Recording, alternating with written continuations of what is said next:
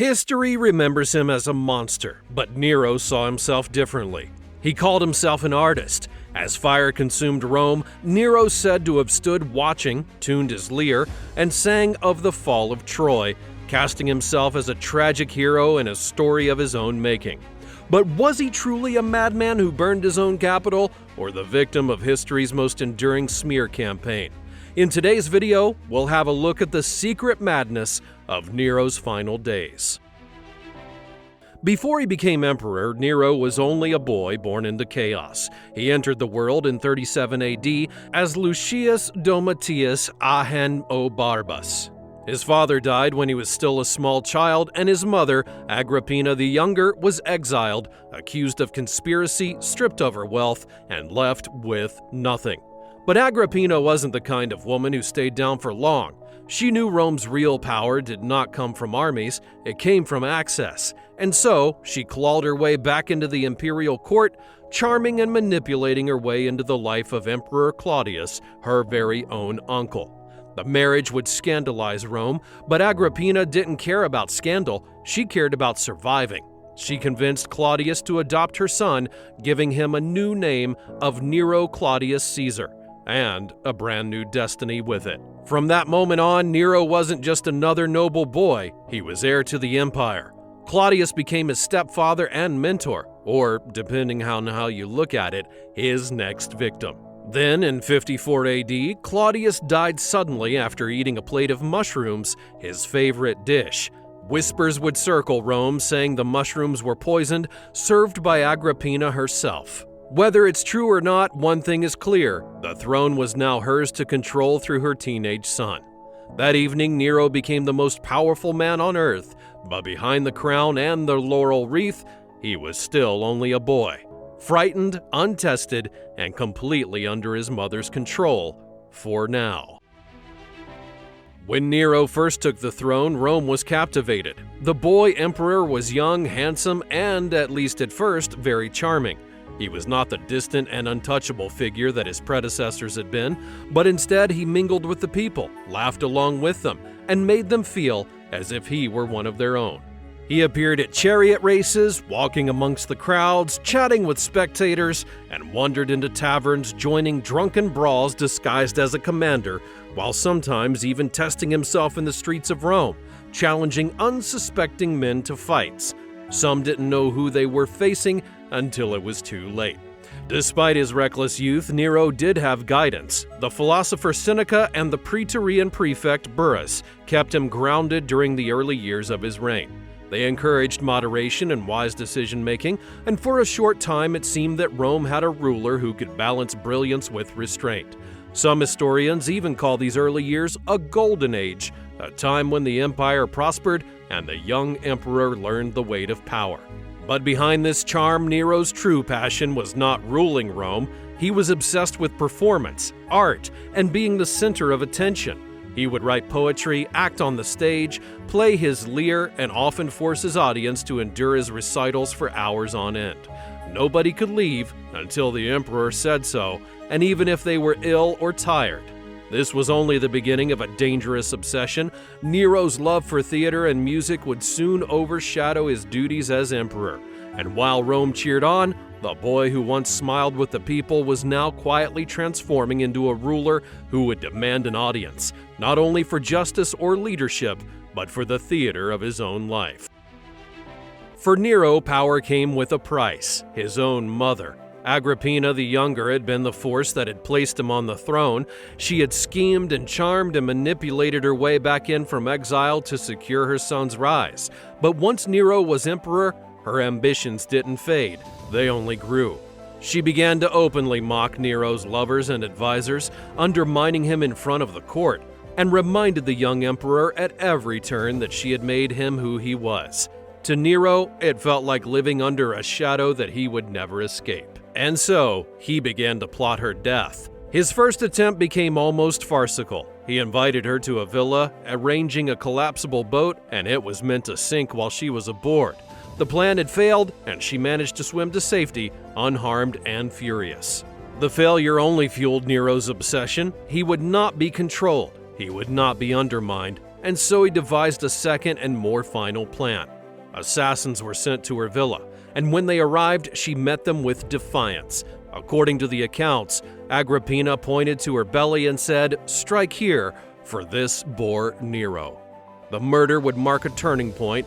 Nero had killed his own mother, the woman who had pulled him from obscurity and placed a crown on his head.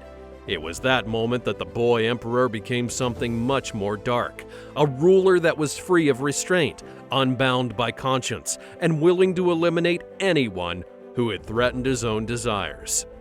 Historians would note the psychological shift. The mother who made him emperor was now gone, and with her vanished the last voice that may have given guidance toward moderation. From that point on, Nero's reign would become increasingly self-indulgent, cruel, and unpredictable. In killing his mother, Nero did more than commit matricide. He severed the final tie to his own humanity, and the stage would be set for chaos, terror, and decadence that would define the rest of his reign. After Agrippina's death, Nero's reign grew darker and more indulgent. His early charm gave way to cruelty, paranoia, and obsession. One of his first acts of personal tyranny would be against Octavia, his own wife and stepsister. He divorced her, citing infertility, and only 12 days later married his mistress. But Nero didn't stop there. Knowing the Roman people still sympathized with Octavia, he had her executed and, in a grotesque display, sent her severed head to his new wife as a wedding gift. It became a statement that Nero would bend the world to his own desires and do so without any conscience. His court would then become a theater of excess. Lavish games, public performances, decadent banquets masked a darker truth. Executions were routine, and cruelty was entertainment. Tacitus and Suetonius would describe audiences trapped for hours, unable to leave while Nero sang, recited poetry, and performed music. And some would even feign death just to escape the endless performances. Nero's obsession with art and spectacle went hand in hand with delusion. He believed himself to be a god, a poet, a brilliant performer whose genius demanded recognition. The empire was no longer governed by law, by Senate decrees, or even by military command.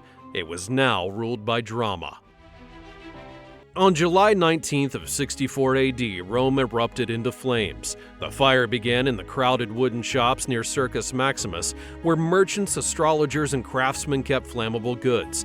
Strong winds would carry the blaze through the city's narrow streets, consuming homes, markets, and temples with terrifying speed. Terrified citizens would scramble for escape.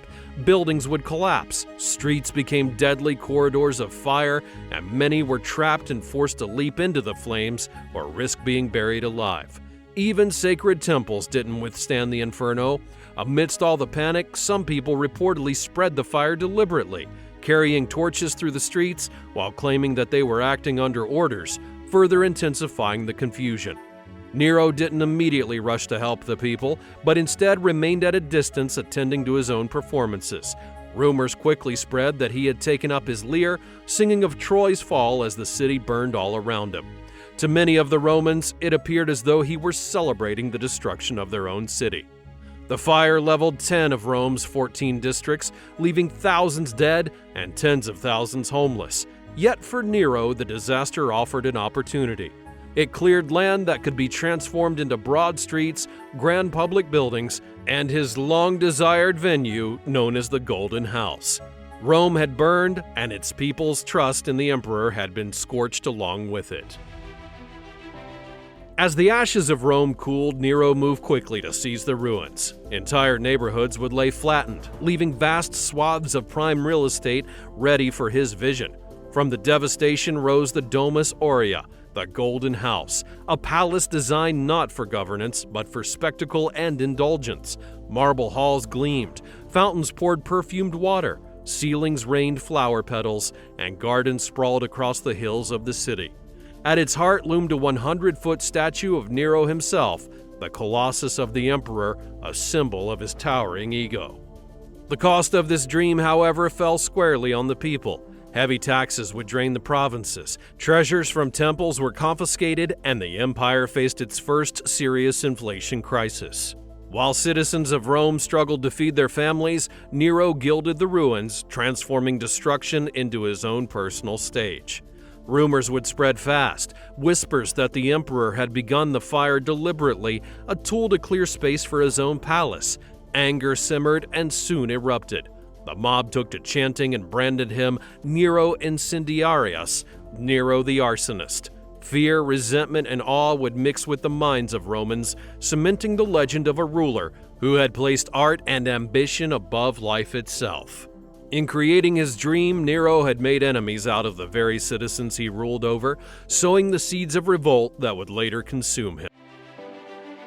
After the Great Fire, Rome was in chaos. Thousands were homeless, angry, and scared, and to protect himself from blame, Nero needed someone to take the fall. That's when he chose the Christians, a small and new religious group that most Romans didn't understand. Nero's response would be brutal. Christians were arrested and killed in horrifying ways. Some were nailed to crosses in public squares, others wrapped in animal skins and attacked by dogs, some covered in pitch and set on fire to light Nero's gardens at night.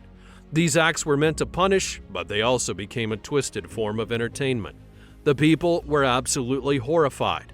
Instead of fearing the Christians, they began to feel pity for them. Stories of their suffering spread across the city, and Nero's cruelty turned public opinion against him. He was no longer seen as a ruler who was protecting Rome. He was a tyrant who had used fear and blood to entertain himself. The persecution of Christians would mark a dark and new chapter in Roman history. Nero's fire no longer only destroyed buildings, it had burned his reputation as well. His actions showed that he cared more about power and spectacle than he did human life. By blaming Christians, Nero had hoped to cover his own guilt, but he only deepened the hatred of the people. The first imperial persecution of Christians became a warning. Rome's citizens could be terrorized, but their anger could also grow. In trying to control the city, Nero had set in motion events that would haunt him and his memory for centuries. Nero's world began to collapse after the death of his wife. Some said that he had caused her own death himself, but history cannot be certain. Grief and obsession twisted him further, and in a shocking move, he married a young boy named Sporus who had been castrated to resemble his own wife and dressed him as a living reminder of her. Nero's mind continued to grow more unstable. He staged strange competitions, claiming victories in events that made little sense, and punished anyone that he saw as a threat. Senators and nobles were executed on suspicion or whim, and rumors of his cruelty and madness would spread all throughout the empire. Rebellion broke out in the provinces. Soldiers and governors refused to obey him. Even the Praetorian Guard, his own personal protection, would turn against him. The Senate declared Nero public enemy number one, cutting off the last threads of his own power.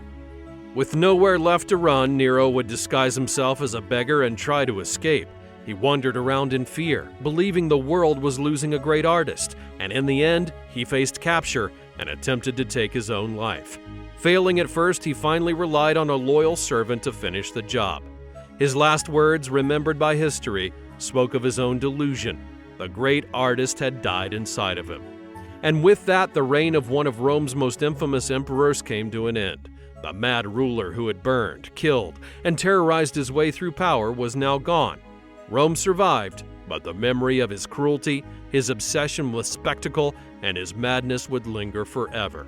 Rome survived the fire, cruelty, and chaos. Nero was dead. The shadow of his reign, obsession, violence, and spectacle would linger for centuries. The mad emperor was gone, and history would never forget the city he burned, the people he terrorized, and the empire that he ruled as both a tyrant and performer.